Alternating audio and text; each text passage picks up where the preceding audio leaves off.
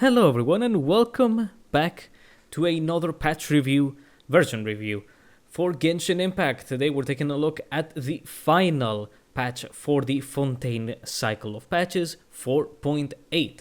Since it is the last patch before a new nation, we have ourselves a new temporary area, our summer event, and of course we're gonna be talking about the other minor events that happened during this version. So I guess we should immediately get started. Nothing on story, nothing on all of that. We only got Emily as the new character, and okay. So let's immediately go to the new area. In general, I think the new area completely sucked. It is the worst out of all of the summer areas. Mainly because every single freaking puzzle in this area was just an interact button. Interact with something, watch it happen, and here's your reward. Nothing, not a single one had to do with Genshin's base mechanics. There were only two, count them, fucking two puzzles that had elements in them. One, and both of them were torch puzzles, pyro torch puzzles. One was just 4 pyro torches, and then the other one we had to burn a brick. That was it. In fucking Genshin Impact, the action RPG with elemental-based combat and puzzle solving, the entire area had nothing of it. And there was like 1 or 2 enemy camps, and there were like, I think only just the mushrooms from Sumeru. And any other enemy was villagers, but they didn't give you any rewards, they would just sprinkle around. I think only the last area actually.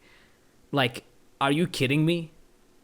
It was so unbelievably boring to explore this entire place, because again, nothing was Genshin. Just go to a place, interact, watch something happen, here's your reward. Horrendous. Like, come the fuck on. And other than that, story was extremely boring, and I didn't care about it except for anything Skara related. And I think many of you can agree that the entire story up until Skara was horrendous, and then Skara saved it all. But I cannot say the story was good just because of that. Just because we have one well-written character in the story that participated in. So, yeah, what can I say? Other than that, I mean, the environments, the second area was a castle. Wow, we have like 50 castles in the game and in other temporary areas. The third area was just blocks and pieces of land floating in nothingness. And then the first area, which was supposed to be kind of a paper world, was completely ruined because the textures in this game are so unbelievably bad. And we're talking about on PC at a high resolution on maximum settings. That's how I play the game, and the textures are so bad. They don't give off paper world effect, not in the slightest. It looked hot garbage because of how bad the textures are.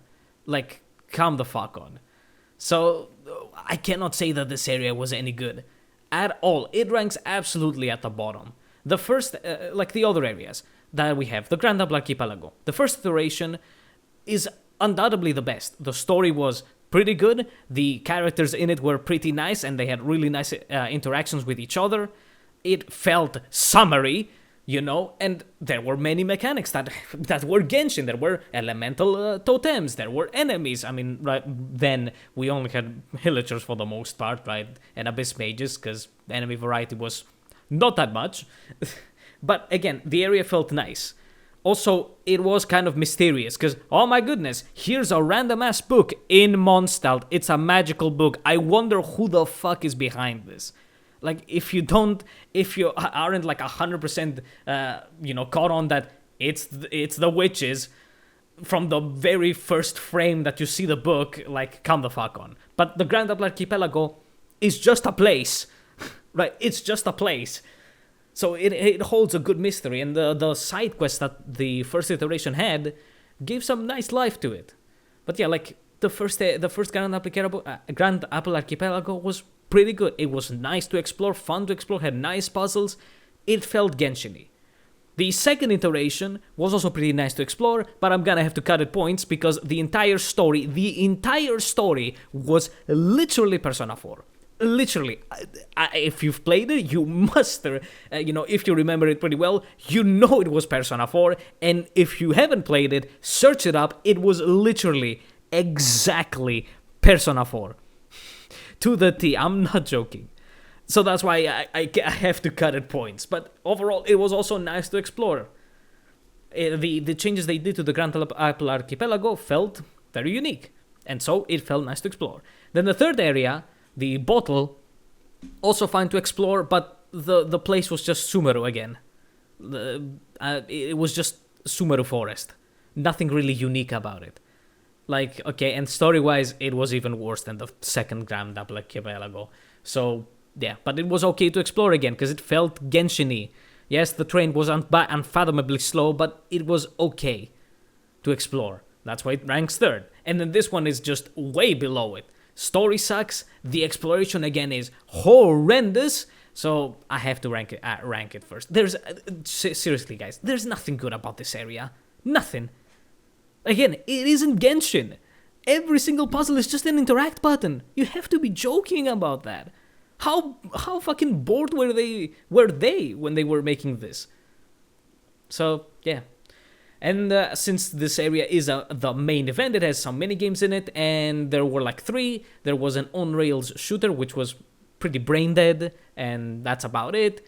There was a hat minigame that was extremely boring, and then there was a score attack combat minigame, which was basic, which means it was fine.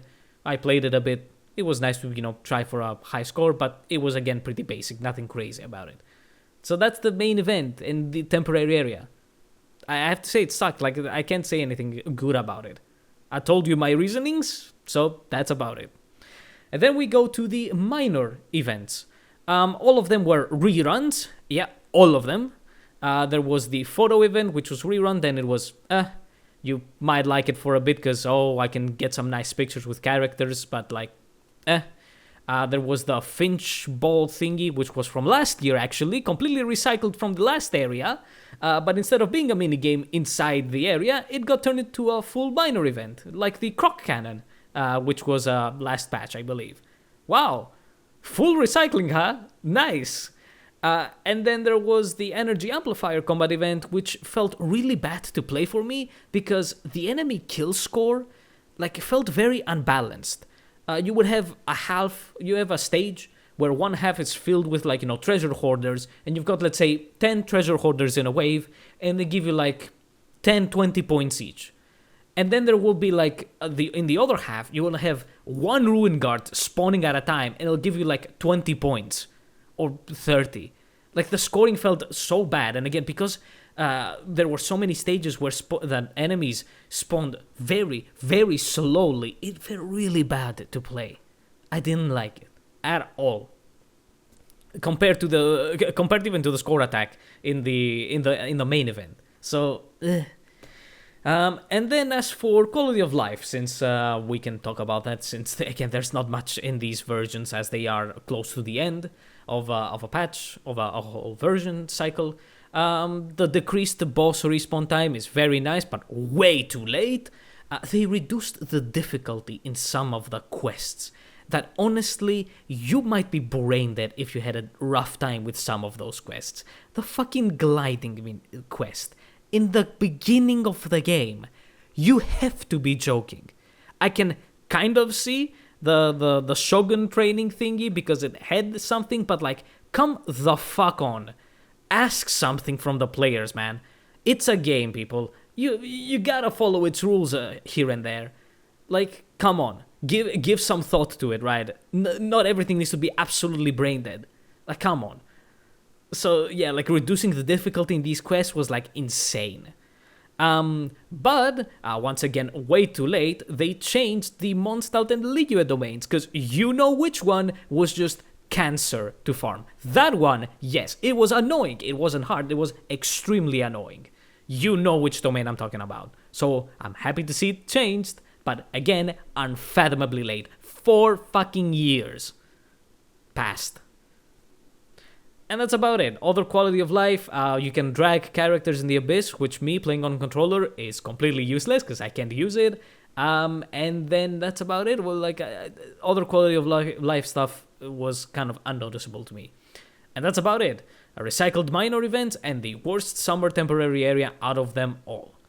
But Natlan has given us a lot of promises, especially in the economy sort of side, and all the quality of life stuff and crazy shit is happening. But again, super late. Welcome, but super late in the game's life cycle. But we will also have to see how much actual impact these changes will bring. Although again, we'll see, of course, once the patch drops right tomorrow, how good those changes are. Although definitely I can see some that are really, really good again in the economy side of things. And that was 4.8.